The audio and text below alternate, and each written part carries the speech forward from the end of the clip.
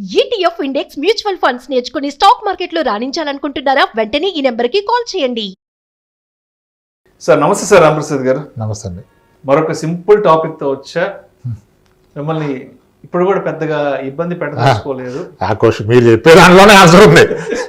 పెద్దగా ఇబ్బంది పెట్టినంటే కొంచెం జాగ్రత్తగా ఉండమని చెప్తున్నారు. చెప్పండి. అయితే ఒక వ్యక్తి తన జీవితంలో ఇల్లు కొనాలి అనుకుంటే సరైన సమయం అనేది ఎప్పుడు అంటారు, ఏది అంటారు? క్యాలెండర్ తీయండి చూద్దాం. ముహూర్తాలు కాదు, రియల్ టైం సిచ్యువేషన్స్ ఎప్పుడు? లైఫ్లో అట్ వాట్ స్టేజ్ ఒక వ్యక్తి తన జీవితంలో ఏ స్టేజ్లో ఇల్లు కొనాలి, ఏ స్టేజ్లోనో, ఏ వయసులోనో, లేకపోతే ఏంటనేది ఇంకా మీరే చెప్పాలి. ఇది ఇంతకుముందు చేసేవాడిని డౌట్. ఓకే, స్టిల్ ఎప్పుడు కొనాలంటే అవసరం పడ్డప్పుడు కొనుక్కోవాలి.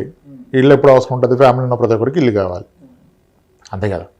సో కొనుక్కోవాలి. అయితే ఆ కొనుక్కునే ప్రాసెస్లో పెద్ద మేజర్ రిస్క్ తీసుకో.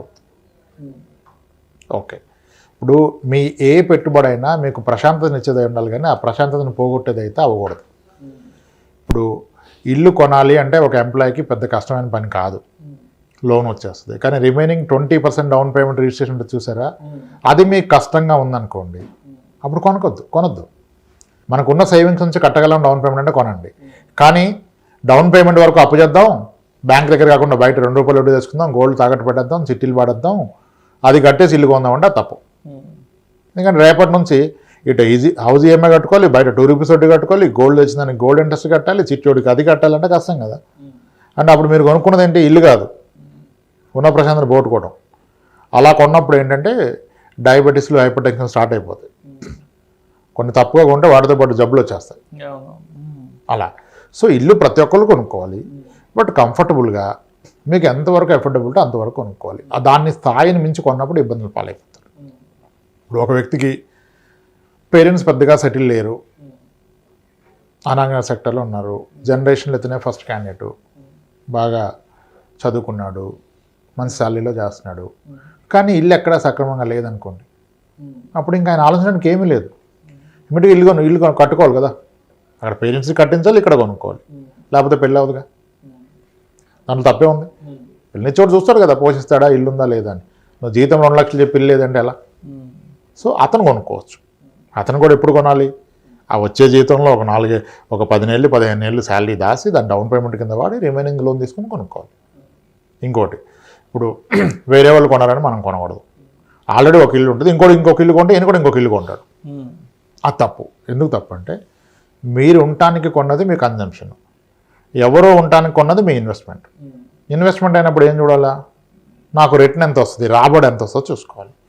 మీరు ₹1,00,000 ఇల్లు కొంటే అతను ఇచ్చేది 25,000 రెంట్, అంటే సంవత్సరానికి 3 లక్షలు. అంటే 3% కదా రిటర్న్ వస్తుంది.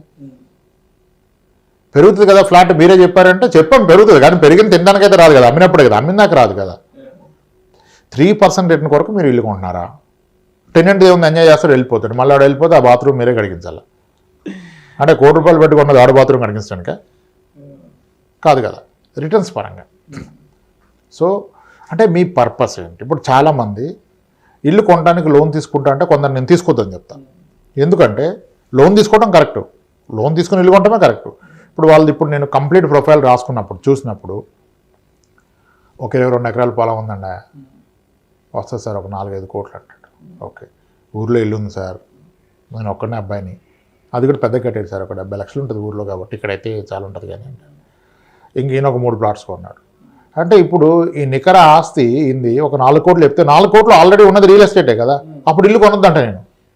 అదేంటి సార్ అవన్నీ ఉన్నాయి కానీ మేము ఉండడానికి ఏం లేదు కదా సార్ అంటాడు.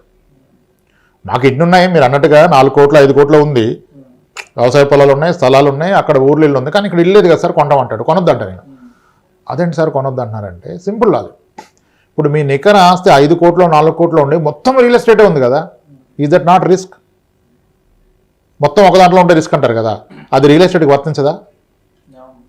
అప్పుడేమంటే ఇల్లు కొనండి, కానీ కొత్తగా మీరు అప్పు చేసి లోన్ పెట్టి కొనొద్దు. ఉన్నది ఏదో ఒకటి అమ్మి కొనండి. ఇప్పుడు పొలం ఉంది, కౌలు ఎంత ఇస్తున్నాడు? సంవత్సరానికి 1,00,000 ఇస్తున్నాడు, సంవత్సరానికి 1,00,000. మీరేమో దాని 2 కోట్లు చెప్తున్నారు. అని అర్థం ఉందా? అదేంటి సార్ పొలం కదా సార్, ఊర్లో మనకు పొలం ఉండాలి సార్ అంటాడు. ఎవడు చేయడానికి, ఎవడో వ్యవసాయం చేయడానికి, నువ్వు చేయడానికా? నువ్వు వెళ్ళి చేస్తావా? చేయను. మీ అబ్బాయిలు చేస్తారా? చేయను. కానీ సార్ ఆ ఆలోచన వచ్చిన ఇంట్లో ఒప్పుకోరు సార్, పొలాన్ని ముట్టుకుంటే అంటాడు. అరే ఒప్పుకోరంటే ఎట్లా? నేను అనేది ఏంటంటే ఇప్పుడు ఒక పొలం ఉంటే 9 ఇయర్స్కో 10 ఇయర్స్కో డబుల్ అవుతుంది, అంటే 7-8% పెరుగుతుంది. పెద్దగా కవులేం రావు. ఇప్పుడు నీ పొలం అనేది ఏమో 7%లో పెరుగుతుంది, నువ్వేమో ఇక్కడ హోమ్ లోన్ తీసుకొని 9% వడ్డీ కడతావా? దాన్నే స్వాప్ కొట్టాయి, అది అమ్మేసి ఆ డబ్బులతో ఇల్లు కొనుక్కో, హ్యాపీ. నీకు పోయిందేముంది? ఏమీ లేదు. ఇప్పుడు దాకా నీకున్న సరే నీ గురించి పని చేయట్లేదు, ఇప్పుడు ఇల్లు కొంటే అది నీ గురించి పని చేస్తుంది కదా, నువ్వు కన్జ్యూమ్ చేస్తున్నావు కదా. ఎవరో వ్యవసాయం చేయడానికి పొలం వద్దు, మీరు చేయడానికి కావాలంటాను. మేబీ కొంతమంది ఇది రాంగ్ అనుకోవచ్చు. అంటే అది మీకు ఉపయోగపడాలి కదా. ఎవరో ఉండడానికి ఇల్లు కొనొద్దు, ఎవరో ఉండడానికి మీరు ఉండడానికి కొనుక్కోండి, బెస్ట్ కొనుక్కోండి, బెస్ట్ కొనుక్కోండి. 2 ప్లాట్లు ఉన్నాను సరే, ₹1 కోటి, ఇంకొక ₹1 కోటి పెట్టి ఇల్లు కొనంటే వద్దు, 2 కోట్లు పెట్టి ఒక ఇల్లు కొను, బెస్ట్ ఆఫ్ ది హౌస్లో ఉండు. కానీ ఆ స్థలాలు పెరిగితే అంతా గాల్లోనే కదా, నువ్వు అమ్మితేనే కదా వచ్చేది.